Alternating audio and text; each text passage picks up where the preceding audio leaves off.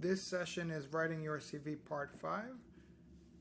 And in this session, we will discuss the professional experience part and focus on results that are derived from soft skills and the fact that each sentence should have a purpose with either a connection to sales and or tech.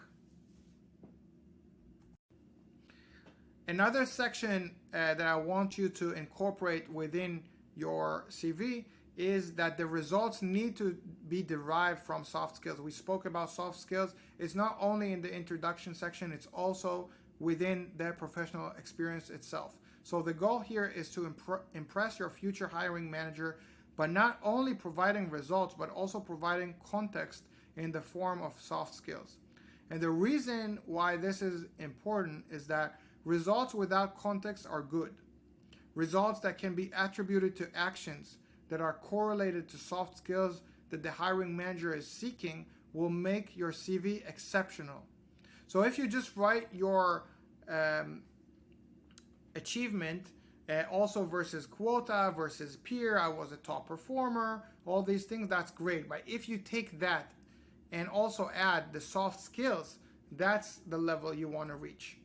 So let's look here about an example. Repeatedly attain 140% of monthly sales goal by using effective communication in speaking, writing, and listening, value-add approach, seeking constant feedback and independent expansion of product knowledge for higher consultative value.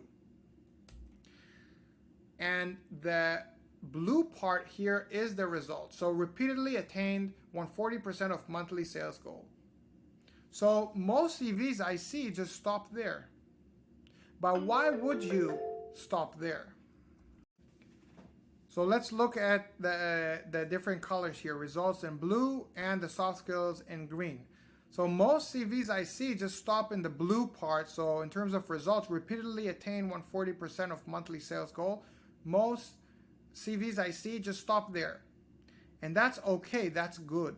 But in order to make it exceptional, you could use the soft skills that you already extracted in order to show, again, your potential. So think if you were like someone that was working at Target or Walmart or car sales, or you're just transitioning, you worked with customers, you had some kind of expectation, you had some type of quota, and you're transitioning into tech sales.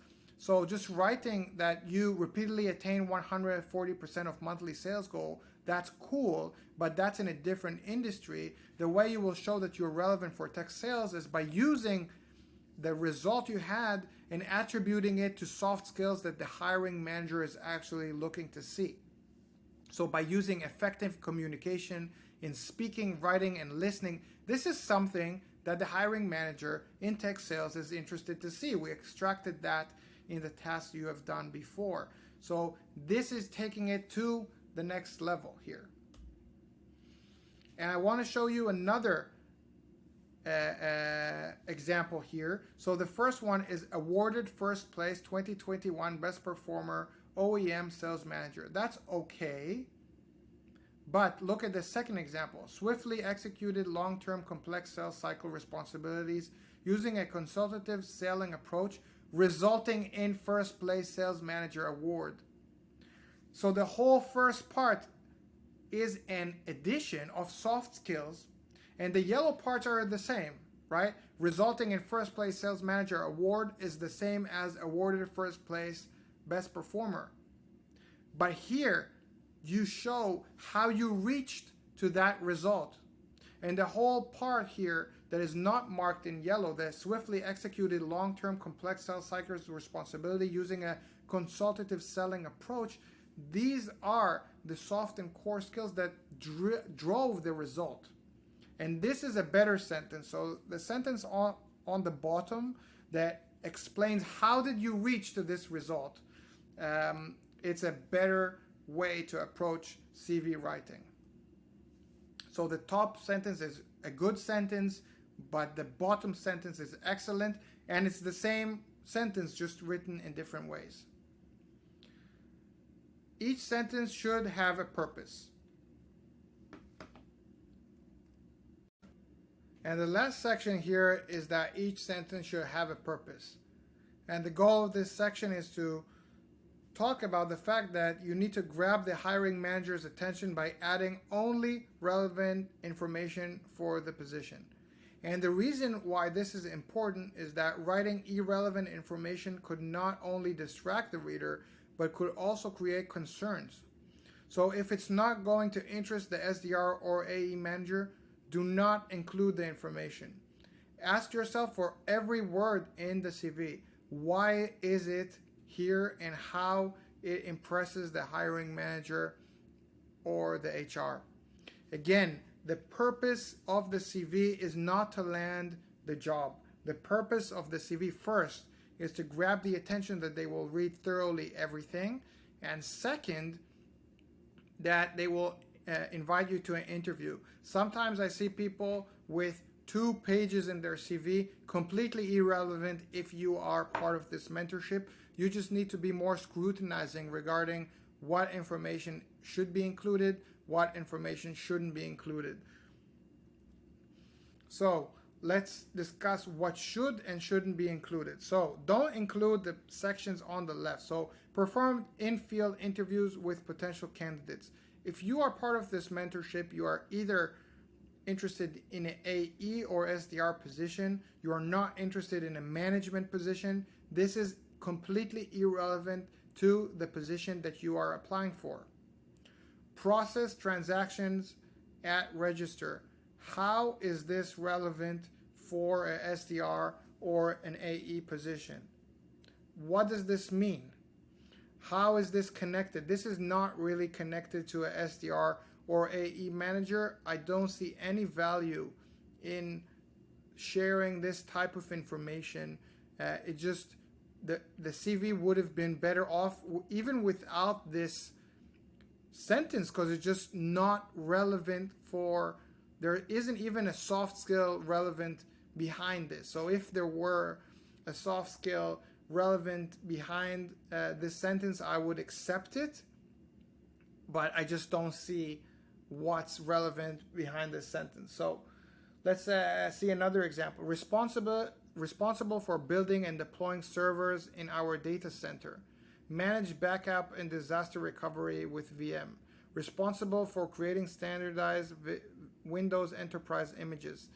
So generally speaking, this is someone that was trying to transition from a technical role to a technical role in sales.